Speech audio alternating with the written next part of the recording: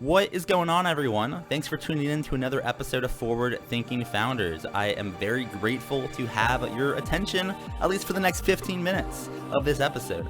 Forward Thinking Founders is a podcast where I interview pre-seed and seed stage founders about their products, what they want to build into the world, and why. We dive into how they spend their time, what's their vision, what's the origin stories, all these things, so you can learn all about what's coming tomorrow. Because these companies haven't hit critical scale yet. Most of them haven't hit product market fit. These are just early stage companies, and the big question is, what can this be? And in this podcast, we bring that out. So with that, I really hope you enjoy your time listening to today's episode. And I've already done 200 plus, so if you like this one, listen to some of the other ones, like with Imadi Kund, Austin Allred, Leah Culver. We have great interviews, so check it out, enjoy the repository, and for now, let's get into today's episode. Here we go.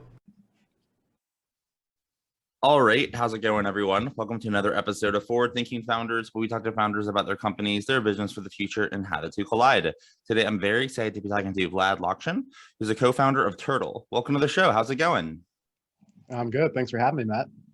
Yeah, excited to have you on. I'm looking forward to learning more about what you are working on. For people that haven't heard of your company, haven't heard of Turtle, what are you working on? What is Turtle? Yeah, so we've created what we think is the simplest all-in-one suite for working together online. COVID pushed us all to working online, but today you still kind of got one place for compliance and payments, one place for your task management and chat, another place for actually finding people. We think that's a lot of friction between two people simply working together. So we see ourselves as almost creating like the Venmo of getting to work with someone. If you just need a chat and payments with them, that's great. If you need the task management, chat, Calendly type of setup, we have that as well. If you need to integrate with other tools, we got that on the horizon. But right now it's a nice full stack solution for two people working together, two teams working together that covers everything from compliance, payments to the actual collaboration tools you need. So kind of walk me through, like, let's say, well, I guess two questions. One is could this be used for small teams? Can it be used for big teams? I guess one, what type of team would be kind of using this? And then you can kind of walk me through like the user experience of someone, if they landed on your site and they became a customer, started using the product. Like, can you kind of walk me through what that looks like kind of for someone using it for the first time? For sure. So we're a bit more of a picks and shovels company than something where a customer simply goes and hires someone. We build the tools for the small teams and independents who are working online. So if you think of what Shopify did for stores, if you want to go and sell socks online, you've got this full suite of tools to be able to put up a storefront, handle payments, handle taxes, handle everything else that you need all in one suite. Makes it really easy to sell a sock online. We've done the same thing, but being able to sell an hour of your time or 100 hours of your team's times or a monthly contract of your team's times. So the experience is actually built for the teams who are working online. They get a back office to be able to create contracts, workspaces, chat rooms, group chats, anything else that they might need to work with their clients. And it's all integrated into one solution, gives the clients a really transparent view into where their time and money is going. So the experience is kind of 80% built for the service provider, but there are some pieces that are built for the clients who are hiring them as well. And walk me through a little bit about the origin story here. Like, why did you decide to work on this? And kind of why solve this specific problem? So my co-founder and I have been building online software teams for about a decade now. Kind of started off building our own agencies. We built separate agencies. Then we built our own startups with remote teams kind of before it was an in thing with COVID. And then we came together to build a freelance marketplace. And that was really the culmination of how can we put people and tools into one platform and really give this all-in-one simple experience for working online. But at every step of that journey, it's just still so complicated to get to work with someone, whether they're on the other side of the world or whether you meet them at a Starbucks. You still have to go through just an inordinate amount of forms and compliance and everything else. And that just gets in the way of the creative and technical work that we think should be on the forefront, and everything else should just get out of the way. Totally. And as you've been working on this, like, you said you have a co-founder, like, how do you kind of know what to work on when you wake up? Like, as a startup, there's a million things you like could be focusing on. Maybe for you specifically, what do you spend your time on, and like, how do you know to spend time on it? If that makes sense. That's a great question. I mean, as a co-founder of the business, right now we have 8 team members total. But when it was just Mankan and I, you do everything. And then kind of as you scale up, you do a little less of everything, but you're still going to wear a tremendous amount of hats. And every quarter it still changes. So Venkat and I kind of have our natural gravitations. I'm more design and product oriented. He's more engineering and product oriented. But when the business needs it, I might focus on fundraising for a quarter, or on customer development for a quarter, on the growth side for a quarter. This last quarter, we started to put together the beginnings of our first fundraise, and we really focused on the product side of some contract creation, back office pieces. So I'd say it was probably like 60% product design and 40% business growth and fundraising related. Totally. And I guess one more question along those lines, and that's, even going from, just co-founding team to a small team is like, I feel like the company looks completely different or feels different, just even from 2 people to 4 people to 8 people to like 16 people. What have been some things that you've maybe learned as you've kind of built your team and kind of raised a little capital? Like, what have been some learnings along We the actually way? haven't raised capital yet. It's been a bootstrap business so far. Okay. We've bootstrapped it to a couple million in sales now. So proud That's of awesome. that. Congratulations. Thank you.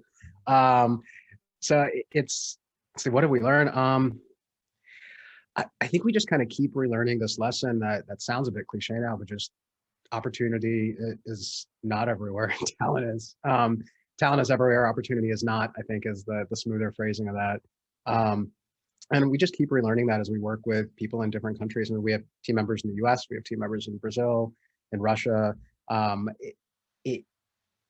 Everybody just comes with their own level of skill that you really can't read on a book's cover. And we just keep learning and relearning that. And some people might work 10 hours a week or 15 hours a week and be excellent at contributing to a team at that level. And I think we've just, as a kind of work culture, adopted that the only way that somebody's a first-class worker is if they're working 40 hours a week in Silicon Valley or nearby. And over the last decade, and especially in building Turtle, we've just relearned how wrong that is.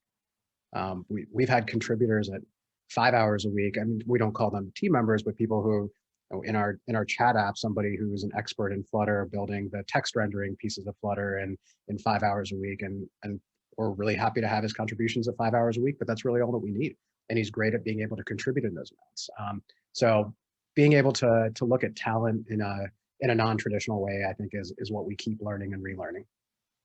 I love that. It's just like the future of work is flexible, and to fit kind of what you want out of your schedule in your life, which is great. But I'm curious for you, if you were to kind of look out into the future, like 5, 10, 15 years, take all your learnings, take your day-to-day and just project it out. What do you see this company looking like in like a decade or two? Or in other words, what's the big vision here? Yeah. Eventually, we'd like to simply be the easiest way for 2 people to work together. 2 people, 2 organizations.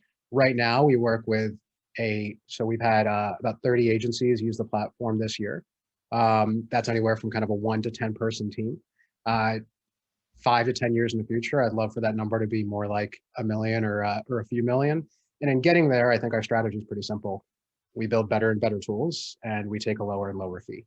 And as long as we can keep doing that, I think we become more and more of a no-brainer for more and more teams around the world. I mean, if you look at like Upwork and Fiverr, which I think are kind of the worst of the bunch in terms of offering a platform for somebody who wants to sell their work online, they've created this race to the bottom that just isn't fair for the people who are doing the work.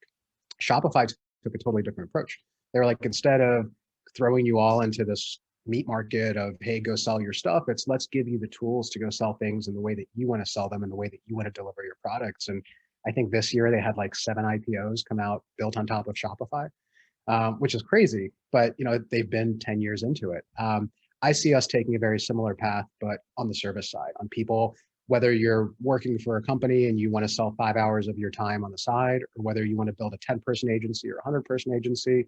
Right now, we've got our sweet spot of this kind of 1 to 10 person small teams in software design and development. But 5 to 10 years in the future, I want us to just be the simplest way to be able to spin up your own service org, be able to meet somebody in a coffee shop, pull out your phone, pull out Turtle, and have everything that you need to work together.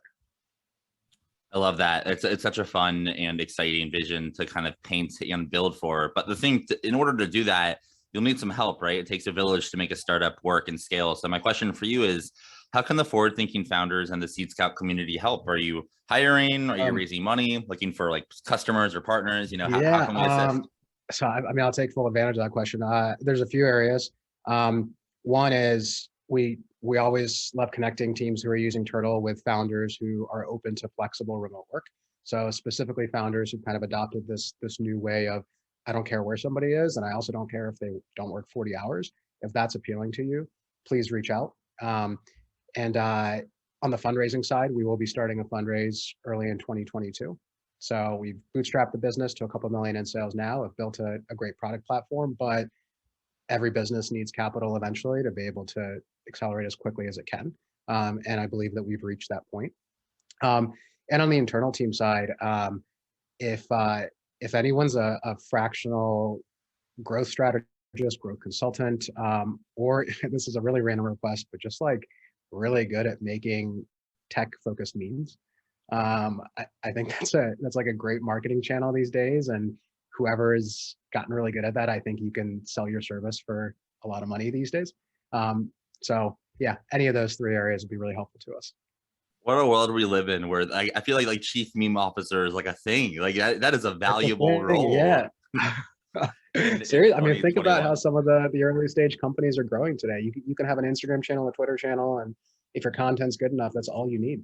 Yeah, it's like, it makes me just wonder what's going on the people that can build those. I feel like generally they skew younger. There's also, of course, a lot of, all demographics, but I feel like the meme culture came out of like Gen Z. So you got this like league of just like all these 18-year-olds that are just fighting to be these meme lords. It's like, it's hilarious.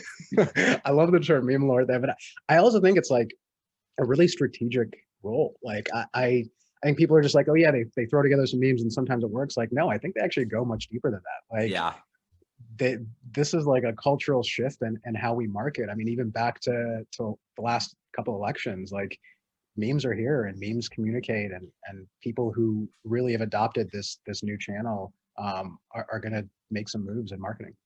Totally. Yeah, I completely agree.